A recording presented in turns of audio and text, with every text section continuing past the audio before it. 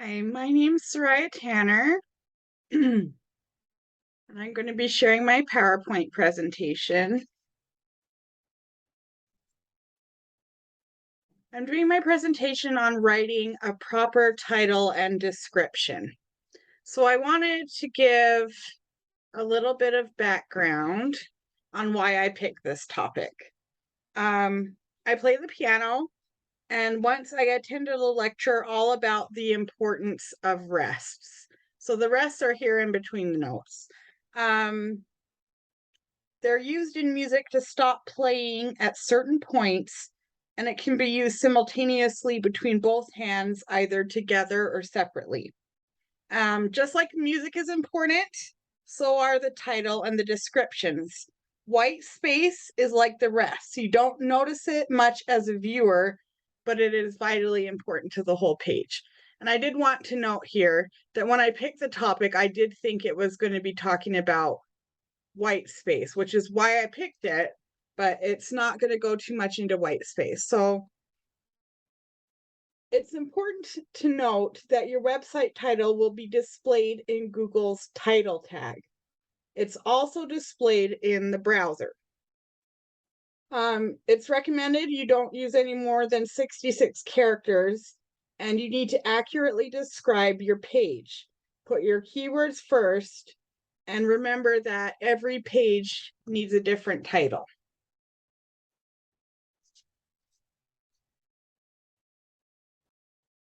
When referring to the page title, you are referring to the title tag because they're the same thing.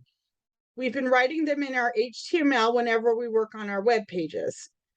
There are two terms to be familiar with regarding title tags, and those are SEO and SERP. SEO means search engine optimization, which should be your goal as you're designing your web page. SERP means search engine results page, and our goal as web designers should be to get our page as close to the top of the results as possible. That's why title tags and descriptions are so important. So I did a little experiment to see what would pop up in Google when I searched for certain items. When I typed in kitchen appliances, IKEA was one of the first ones to pop up. Couches brought up RC Willey. A furniture store in my state is RC Willey. Television popped up Walmart. Pianos popped up Guitar Center, which is a store close to my house. Trees had an online store as the first one on the list, and it had a straightforward name of trees.com. Cat food pulled up Chewy, which is another popular site for the pets. I noticed as I was going through this experiment that some of these places are areas around where I live. And this is speculation. I didn't actually research this, but I think it's because I've allowed Google to view my location and it tailors what it thinks my needs are to the search engine. I wanted to cover some of the most important mistakes when dealing with a title tag. Never use too much text. Don't fill up your white space. Don't choose the wrong font. Don't use a hard to read font. Don't use inadequate spacing between words, and keep your title 50 to 60 characters in length. So as I was browsing the web, 60 seems to be about the length of the title tag. There's a little controversy over it, but a 60 seems to be about the right size. So the title's very important, and because of that, the font you use should usually differ from the content of your web page. I did some research to see which fonts are trending right now for title pages, and these 5 popped up. There's Buffalo, Bellotta, Olive Village is kind of a vintage style. There's Rolling Beat. I really like Rolling Beat. And Point Panther. So I did want to mention, I came across Point Panther and Olive Village on multiple sites recommending them. So if I had to pick my top 2, it would be Point Panther and Olive Village. Of course, it depends on the content of your site and what your employer wants. but I would check the internet before starting products to see what's available and what is currently popular. Next, I went into descriptions. In this presentation, a description refers to the meta description.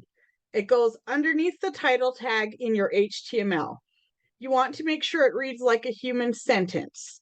That makes sure that your reader will feel more comfortable with clicking on the content. But you also want to treat it like an advertisement. You're trying to promote your web page. The meta description should match the contents of the page and be appealing at the same time. Again, there was a lot of controversy over the length of the characters that should be used in the meta description, but the common suggestion seemed to be between 135 to 160 characters. Here's some hard facts. The meta description will appear under the page's URL, and it is also known as a snippet. So if you're surfing the web and it refers to a snippet, you'll know that this is what it's referring to as the meta description. It goes in the head of your HTML, and you want it to grab the reader's attention so they will click on it. Just like the title tag, you need a unique description for every page. A suggestion I would recommend is putting the keywords in bold. And then I thought I'd switch it up and write some do's and don'ts. A site I was researching up on said to add modifiers. A modifier lets the user choose what to select, like if you have tips, you want to quickly buy something by clicking on buy, or it could even be find as a quick link. It's preferable to use numbers in your meta description, and it also suggests to use a primary keyword. Remember from earlier that a good idea is to use a bold font for important keywords, and always make sure that the users know what to expect by clicking on the meta description. They don't ever want you to be misleading. I read an article that said Google can actually shut you down for not adhering to some of these rules. The don'ts is never make it too lengthy. Don't use duplication because redundancy uses up valuable space, and don't use keyword stuffing.